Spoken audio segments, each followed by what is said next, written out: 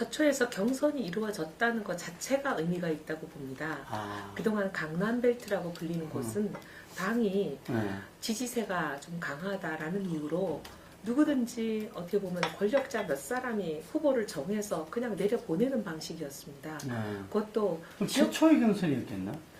거의. 최근에는 그랬습니다. 과거 뭐 몇십 년 전에는 제가 정치사를 잘 모르겠지만 최근에 한 수십 년 동안은 경선이라는 것은 상상을 못하고 아예 그냥 전략공천으로 늘 내려오는데 그것도 일꾼이 일을 배울만 하면 바꿔버리는 거의 뭐 초선만 계속 배출해내는 그런 상황 아니었습니까? 그러다 보니까 서초 지역민들은 굉장히 분노하고 있었습니다. 왜 우리는 매일 초선들 교육만 시키다가 끝나느냐. 영남은 6천 7선들 다 내는데 당에서 거기는 그렇게 내게 해줘서 중진의원의 열매를 지역구민들이 누릴 수 있게 해주면서 우리는 당에 이렇게 지지를 해주는데 왜 맨날 초선들이 일만 배우다가 가고 열매를 누릴 기회를 주지 않느냐. 이런 불만이 굉장히 많았고 다음번에는 새누리당 깃발만 갖고 와서는 절대로 당선되지 않는다는 것을 반드시 보여주겠다. 이런 얘기를 4년 전부터 하셨습니다. 지역이다. 교육 수준이나 소위 뭐 이제 속된 말로 학벌이나 이런 부분이 전국 최고죠. 280개가 넘는 지방자치단체 중에서 소득 평균도 강남보다 압도적으로 보입니다. 사람들이 생각한 게 아니라 본인들이 그렇게 플레이를 했죠. 온 언론이 6개월 동안 그렇게 방송을 했고 그러니까요. 이미 대통령이 정해서 내려보는 것이다. 그리고 여기는 경선도 아예 없을 것이다. 전략으로 간다. 그리고 뭐 현역 의원조차도 늘 그렇게 말씀을 하셨고 그래서 제가 현역 의원 본인은 조윤선으로 이미 청와대가 내정을 했고 대통령이 여기 내려보냈기 때문에 본인이 자리를 내주는 차원에서 불출마를 선언했다라고까지 하셨으니까 저는 과반이 안 될 거라는 건 거의 확신을 하고 있었습니다. 그렇습니까? 그래서 여기저기 지인들과의 사석에서는 과반 안 된다. 과반될 리가 없다 이렇게 말씀을 드렸는데 다 제 얘기를 믿지 않으셨고 거의 모든 시중의 여론조사가 새누리당이 170석 가까이 165석에서 170석 사이를 예견하고 있었기 때문에 제가 마치 엉뚱한 소리를 하는 사람인 것처럼 취급당하기도 했습니다. 근데 제가 과반이 안 될 건 짐작을 했지만 저도 1단이 안 될 줄은 몰랐습니다. 새누리당에 대해서 사랑의 회초리를 드신 것 같습니다. 새누리당에 대해서 사랑의 회초리. 뭐 야당이 잘해서 야당이 이겼다 이렇게 보지는 않습니다. 자기부터 그래 보세요. 네, 야당이 잘한 건 없는 것 같거든요. 근데 이제 새누리당에 대해서 아직 애정을 거두신 것 같지는 않습니다. 새누리당이 좀 잘했으면 하는 기대가 있는데 문제는 우리가 사랑하는 아이에게도 뭔가 이 아이가 잘 되게 하려면 우리가 사랑의 회초리를 들 때가 있지 않습니까? 그래서 저는 새누리당에 사랑의 회초리를 들었다 이렇게 보고 있습니다. 저희가 이제 경선부터 생각하면 거의 반년을 선거를 치렀습니다. 경선이 오히려 저희는 본선보다 치열했기 때문에 거의 뭐 아주 전쟁 같은 선거를 6개월을 한 거거든요. 그럼 아침에 전철역, 오전에 뭐 주부교실이나 뭐 이런 여러 가지 모임들, 또 오후에는 마트, 하루 종일 나가서 거리에서 사람을 만나거든요. 근데 그분들이 그 말씀하시는 게 그 매일매일 온도차를 느낄 만큼 다릅니다. 근데 그분들의 말씀이 하나같이 뭐냐면 이번에 새누리당은 혼 좀 나야 돼. 꼭 그렇게 말씀하시거든요. 그 얘기는 사랑이 묻어있는 얘기예요. 그리고 나 이번에 새누리당 혼내려면 우리 이번에 투표 안 해. 또는 이번에는 국민의당 찍을 거야. 이번 N은이에요. 이번 N은이란 얘기는 새누리당이 이번에는 혼 좀 나야 돼. 국민의당 이번에는 찍을 거야. 그 얘기는 저는 사랑의 해초리다 이렇게 해석합니다. 유 대표 공천을 가지고 거의 한 3, 4주를 갔죠. 그 부분은 사람 질리게 있는 것 같아. 그리고 사람들이 좀 잔인하다 또는 너무 당당하지 못하다 그리고 이제 소인배 정치다 이런 말씀들을 거리에 나가니까 많이들 하시더라고요. 어떻게 보면 과거에는 그 당 안에서 커튼 뒤에서 일어나는 일들이 밖으로 알려지는 경우는 많지 않았죠. 그리고 이제 약간의 소문은 있었지만 그 소문이 그렇게 급속도로 빛의 속도로 전파되지는 않았는데 이번에는 종편이 있다 보니까 아주 세세한 얘기까지 그리고 또 간혹은 또 부풀려져서 그리고 뭐 빛의 속도로 전파되잖아요. 종편이 얘기하면 또 그날부터 SNS를 통해서 전국으로 또 확산되니까 그러니까 시대가 좀 변한 것 같습니다. 근데 이런 시대 변화를 감지하고 시대 변화를 감안해서 사실 어떻게 보면은 언행도 하시고 결정도 하시고 했었어야 되는데 그런 부분에 미숙했던 점이 있는 것 같아요. 어제 하신 걸로 봐서는 그 변화가 굉장히 오래 걸리겠구나 다들 그런 생각을 하시는 거잖아요. 뭐 지금 현재로서 저희들이 할 수 있는 게 뭐가 있을까 걱정은 됩니다. 근데 대통령과 달리 당은 스스로 해야 될 일들이 많습니다. 대통령만 바라보고 있어서는 안 되고 당은 별개의 독립적인 정당으로서 조직으로서 국민들 바라보고 당이 먼저 변해야죠. 당이 변화를 먼저 해서 대통령의 변화를 이끌고 나갈 수도 있습니다. 생각을 바꿔야 됩니다. 자꾸 대통령을 바라보고 대통령에 맞추려고 하다 보면 변화가 더 더뎌지지요. 당이 먼저 변해서 대통령의 변화를 이끌어낸다고 생각하면 변화가 훨씬 빨리 올 수도 있지 않겠습니까? 저는 당이 먼저 변해야 된다고 봅니다. 다들 걱정이 많으신 것 같습니다. 사실 이제 이번 원내대표가 갖춰야 될 주요 자질이라고 하면 저는 첫 번째 당청관계, 두 번째 대야관계 이 두 가지 모두를 갖춰야 되는데 두 가지 모두를 갖춘 분을 참 찾기가 어렵습니다. 당청관계는 뭐냐면 지금까지 우리 당이 보여온 당청관계를 국민들께서 이대로는 안 된다 바꿔라 하는 메시지를 보여주신 거잖아요. 지금까지는 청와대로부터 내려오는 지시사항을 당원과 국민에게 그냥 일방적으로 하달했습니다. 국회의원들을 통해서. 국회의원들은 거기에 대해서 토론회도 거의 없었어요. 사실 지난 한 몇 년간은 의총이 토론회 장이 아니었습니다. 그냥 일방적으로 공지사항을 전달하는 장이었죠. 과거 옛날에 우리가 국법법이라든지 또 세종시가 내려가는 문제라든지 이런 여러 가지 당의 중대 사안을 당론을 결정하는 과정은 며칠씩 4, 5일씩 3, 4일씩 이렇게 릴레이 의총을 하고 하루 종일 토론을 했습니다. 근데 그런 모습은 최근에 본 적이 없어요. 이렇게 의총이 토론이 실종된 거의 그냥 지시사항, 공지사항 전달하듯이 그냥 명령을 하달하기만 하는 이런 어떻게 보면 수직적인 당청관계가 민의가 제대로 수렴되지 않는 전혀 반영되지 않는 국정운영과 의회 운영을 가져왔기 때문에 국민들로부터 심판받은 거 아니겠습니까? 그러면 이게 당원과 국민의 소리가 청와대로 제대로 전달되게 하는 일방향이 아닌 쌍방향의 당청관계, 건강하고 균형된 당청관계를 복원하지 않으면 다시 국민들로부터 외면받습니다. 박근혜 대통령이 어제 수레바퀴론도 바로 그와 같이 돼야 된다 이런 거죠. 네. 그 수레바퀴도. 네. 두 개가 같이 돌아가야죠. 어떻게 일방적으로만 돌아갑니까? 한 방향만 있으면 안 되고 다른 방향이 동시에 가동이 돼서 균형되고 건강한 당청관계가 복원이 돼야 되는데 그 역할의 구심점이 원내대표가 돼야 됩니다. 첫째 경륜이 있어야 되고 둘째는 당청관계에 대한 똑바로 인식이 있어야 됩니다. 그냥 의회가 대통령의 비서인 것으로 인식하고 있는 사람은 안 되죠. 상권분립에 의해서 의회는 행정부를 견제하고 감시하는 것이 기본 임무고 그 일을 하라고 국민들이 세금으로 세비를 주는 거 아닙니까? 그런데 지금 국회의원들 중에는 상당수가 인식을 뭐라고 하고 있냐면 여당 국회의원은 대통령을 잘 보좌하는 게 자기들의 임무인 줄 알고 있는 사람들이 많습니다. 이런 분들은 원내대표가 되면 안 되죠. 대통령을 보좌하는 비서처럼 생각하고 있는 사람이 어떻게 국민과 당원의 민의를 청와대에 제대로 건강하고 균형되게 전달할 수가 있겠습니까? 전달만 하면 안 되고 그게 관철되도록 국정에 녹여낼 수 있도록 역할을 주도적인 적극적인 역할을 해야 될 뿐인데 엉뚱하게 뭐라 그러냐면 여당은 대통령을 잘 서포트하는 게 임무야 이런 얘기를 공개적으로 인터뷰에 나와서 하시는 분들이 있습니다. 기가 막힌 일이죠. 그리고 두 번째 대야관계입니다. 과거처럼 우리가 압도적인 과반 의석을 가지고 있어서 야당이 소수당이라 잘 끌고 가고 하면 된다. 이런 시대가 아닙니다. 이제는 우리가 과반이 안 되는 것뿐만이 아니라 일당 자리도 놓쳤어요. 거대 두 여당을 우리가 어떻게든 사안별로 이 당과 협조할 건 이 당과 협조하고 저 당과 협조할 건 저 당과 협조하면서 굉장히 어떻게 보면은 스케일이 필요한 거죠. 고도의 경륜과 그 정치적인 전략을 가지고 야당을 대해야 되는데 아까 말씀하신 대로 야당에는 지금 백전무장의 원내대표가 딱 버티고 계세요. 사실 이분을 요리할 수 있어야 되지 않겠습니까?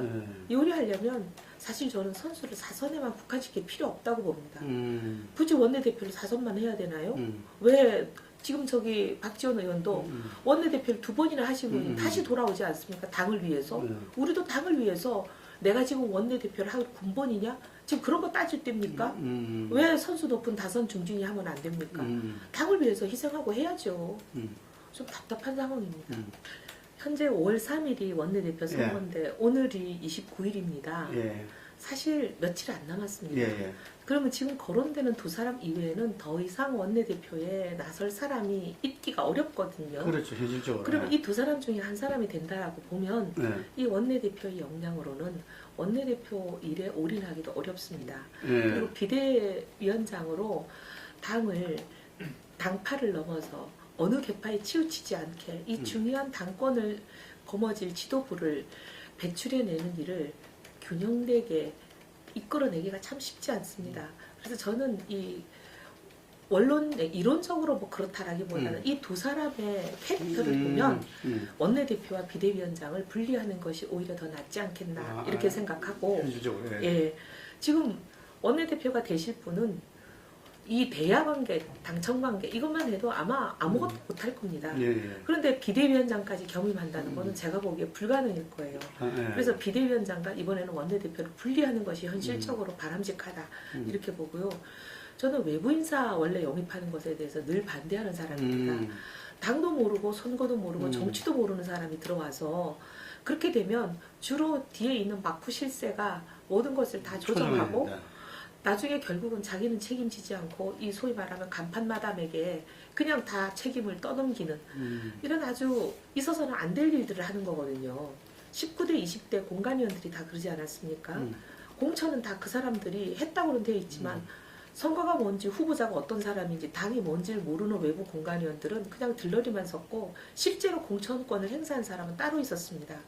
이런 책임정치에 역행하는 일들이 일어나기 때문에 저는 외부에서 사람 데려와서 소위 그냥 이렇게 바지 사장만 세우는 이런 일은 반대인데 만약에 굳이 이번에 외부위원장을 데려와야 되겠다고 당론이 모아진다거나 하면 저는 지금까지 외부위원장으로 오셔가지고 그렇게 당내 실세들에게 휘둘리지 않은 분으로서 기억나는 분은 뭐 임면증 위원장 정도? 그런 분이면 몰라도 다른 분들은 휘둘리기 십상이라고 봅니다.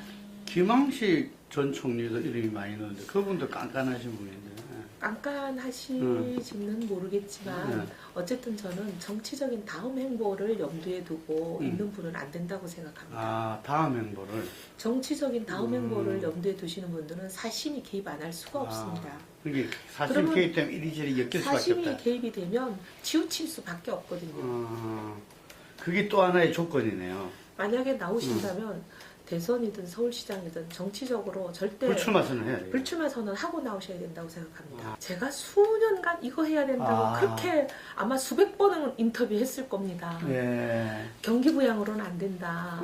우리 경제에 지금 경기 부양을 8, 9년씩 중단 없이 이렇게 해오지만 경기 진작 효과는 미미하지 않냐. 그 대신 부작용은 확실하고 뚜렷하지 않냐. 그럼 방법이 뭐냐고 물어보시는 모든 질문에 구조개혁, 구조조정해야 된다. 왜냐하면 2008년에 미국이 미국발 금융위기를 일으켜서 온 세계가 이렇게 경기 침체를 겪고 있는데 주범인 미국만 유독 경기가 살아나고 나머지 유럽과 중국 측은 다 아직도 살아나지 못하고 있는 이유는 미국은 그 고통스러운 구조조정의 길을 혼자 갔기 때문에 경기 위기에, 경제 위기에 진앙지였던 미국만 지금 살아나는 거 아니냐. 수도 없이 말씀드린 거예요. 고통스럽지만 이거 안 하면 경제 못 살아난다. 근데 이 정부가 초기부터 이걸 했더라면 너무 좋았다는 생각이 듭니다. 힘이 있을 때 어떤 정권이든 개혁이나 이런 수술을 해야 되는 부분 그리고 많은 저항이 따르는 부분은 사실 힘이 있을 때 하는 게 가장 효과가 있습니다. 근데 지금 이 정권이 반환점을 이미 돌아서 많은 국민들 보시기에 힘이 빠져가는 단계 아니냐 생각하시는데 저는 그럼에도 불구하고 지금이라도 이 현 정부가 구조조정의 카드를 꺼내들었다는 것은 정말 박수치고 환영할 일입니다. 그리고 역사에 이것을 성공시키면 정말 박근혜 정부가 가장 잘한 것으로 저는 평가받을 수 있다고 봅니다. 그리고 야당도 일단 환영의 뜻을 표했잖아요. 예. 근데 이걸 립 서비스로만 하지 말고 그리고 뭐 실업 대책이 100% 보장이 돼야 된다는 또 이런 어떻게 보면은 정치적인 수사로 뒷다리 걸 생각하지 말고 진정성 있게 협조해서 대한민국을 살려내야 됩니다. 박지원 또 원내대표는 또 그런 말을 했더라고요. 이게 현재 구조조정하지 않으면 나라 망한다는 거는 나도 인정한다. 이런 말을 또 탁 이렇게 그러니까 그렇게 얘기하는 그 말만 그렇게 하지 마시고 진정성을 보이셔야 돼요. 그냥 립 서비스로만 끝나면 안 돼요. 정말 대한민국 여기서 죽느냐 사느냐 기로에 있는 일이기 때문에 이거는 여야 가리지 말고 온 국민이 이걸 협력해서 이루어내야 됩니다. 정말 이번에는 야당이 앞장서서 정부를 도와주면 야당도 박수 받습니다. 예, 그러니까 그래야 야당은 항상 불안하고 수권 정당으로서 미흡했기 때문에 대선에서 계속 패퇴했잖아요. 예. 예, 그래서 이번에 자기들도 그거는 좀 알고 있는 것 같아요. 이번에 자기들도 자기들이 신뢰받는 국정운영 능력을 가졌다라는 것을 이번에 보여주면 됩니다. 보여줘야 일단 네. 그 위에 올라갈 수 있을 것 같아요. 제가 볼 때. 그래야 대한민국을 위한 일이 네. 자기들도 좋은 일이고. 어떻게 보면은 유일호 부총리가 최경환 부총리보다 뭐 별 다를 게 있겠냐 이랬는데 어쨌든 간에 초이노믹스와 전혀 다른 구조적인 칼을 빼들었네요. 너무 잘한 거예요. 유약하게만 보였는데 뭔가 네. 아니 이때 우리가 모든 전 국민이 정말 전 국가적으로 유일호 부총리 도와줘서 이걸 이뤄내야 대한민국 경제가 삽니다. 저는 경제 질서를 개혁하는 게 굉장히 중요하고 시급하다고 봅니다. 예. 지금 우리나라가 경제 질서 개혁. 예. 네. 수출 대기업을 그동안 열심히 지원해주면 이 사람들이 달러를 벌어오고 매화를 벌어오면 이게 바로 근로자나 중소기업으로 내려가서 전 국민이 골고루 잘 살게 되는 선순환의 경제를 오랫동안 유지해 왔잖아요. 예. 근데 이제 이게 97년 체제 이후에는 이게 깨져서 아무리 수출 대기업이 돈을 잘 벌어와도 중소기업과 근로자한테는 이 열매가 내려오지 않는 낙수효과라는 게 소위 실종이 돼서 경제가 이제 일종의 양분화되고 있는 상황이잖아요. 예. 근데도 아직 우리나라 정부는 자꾸만 수출 대기업을 지원하는 정책을 쓰잖아요.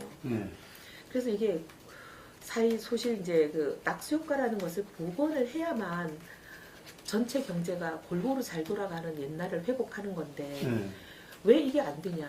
이건 경제 질서가 공정하고 정의롭게 바로 세워지지 않아서 그런 겁니다.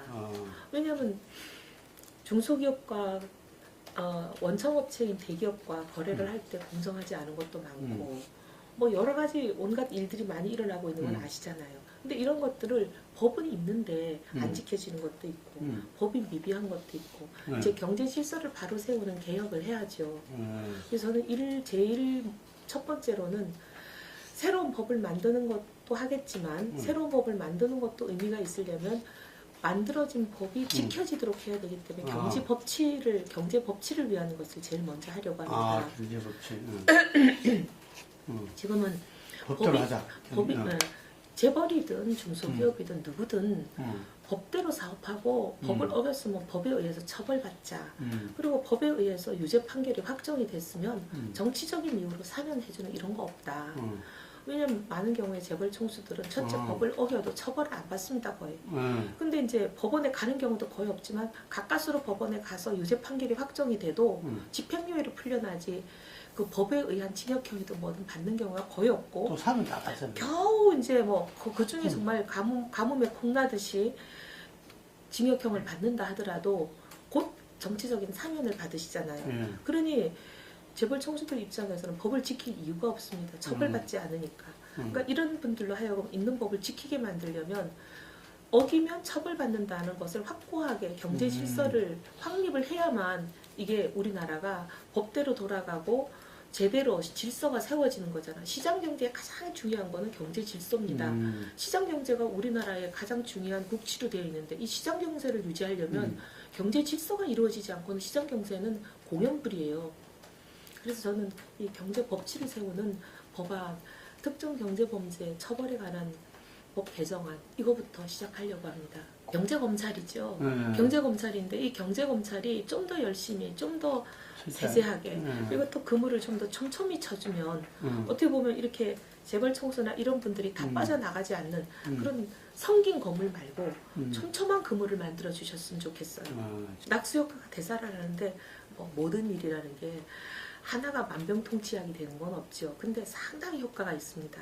예를 들면 지금도 현행법에 의하면 납품 단가를 후려치지 못하게 돼 있고 재벌 기업은 자기 하청업체랑 같이 참여했던 기술 개발에 대해서 그걸 탈취하면 엄청난 처벌을 받게 돼 있습니다.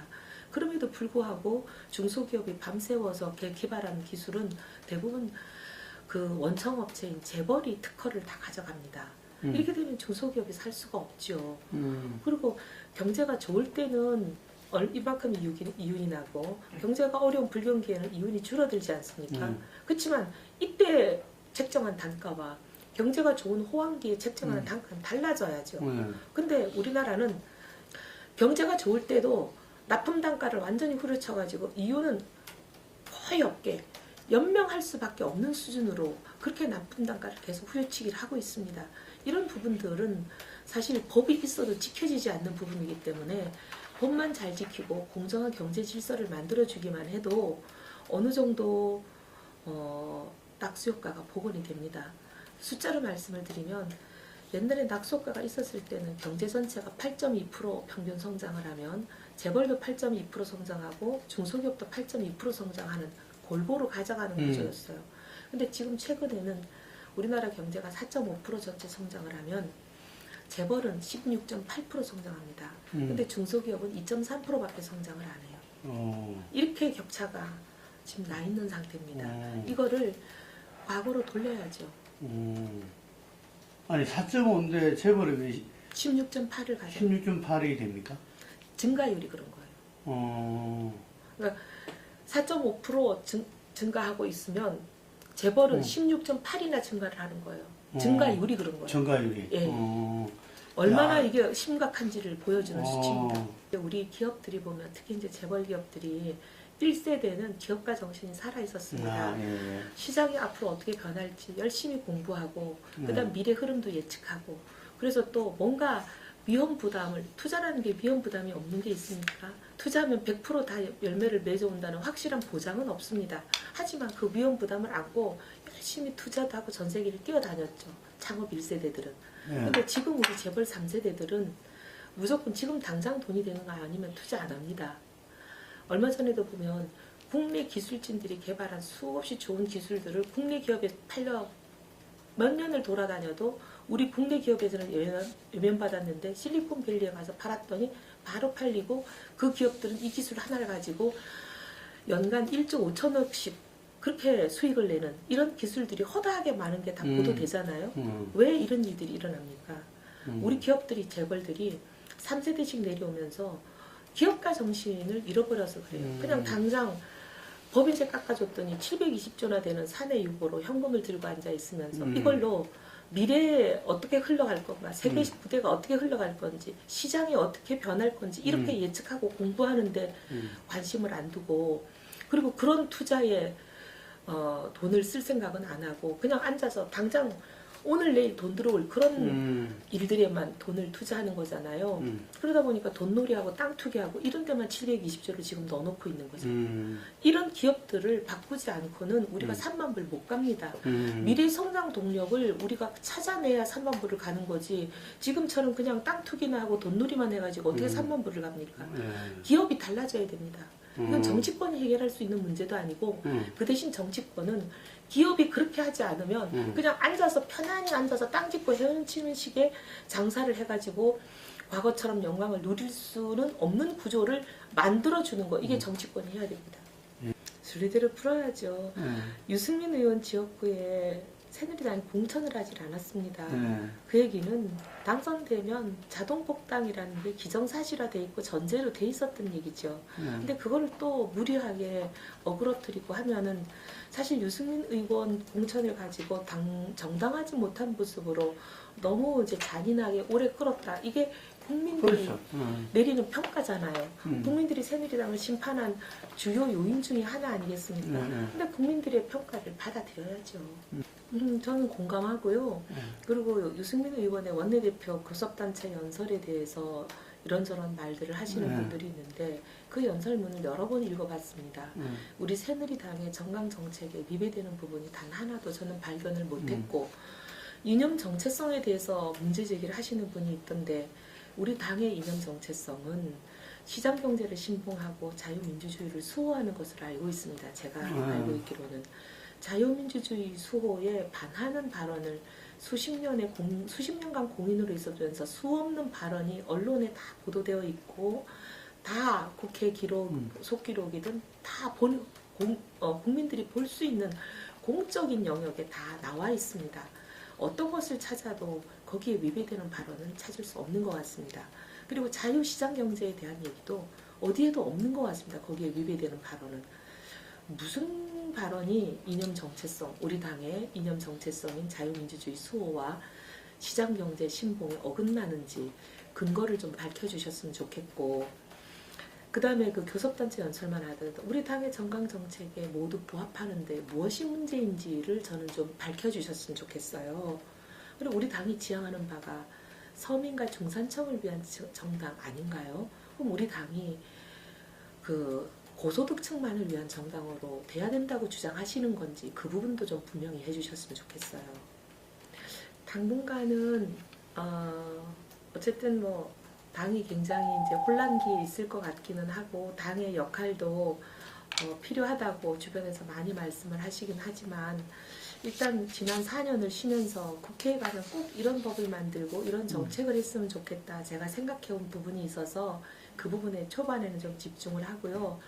그 부분에 어느 정도 완성해야 되겠으니까 제 혼자 힘으로 제가 할 수 있는 부분은 일단락을 좀 짚고 나면 당의 여러 가지 문제에 좀 관심을 가지고 나름 노력하겠습니다.